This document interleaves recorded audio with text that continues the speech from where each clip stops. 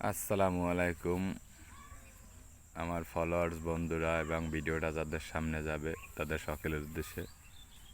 এই সকালবেলা আমি এই যে দেখেন এই রৌদ্রে বসছি, শীতের সকাল তো এই জন্য রৌদ্রে বসার পর একটু ভাবলাম যে আপনাদের সাথে একটু কিছু কথাবার্তা বলি।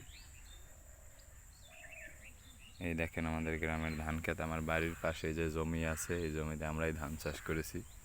এই আমার বাড়ি থেকে রাস্তা, বড় রাস্তা বের হওয়ার রাস্তা, এখান দিয়ে যাতায়াত করি।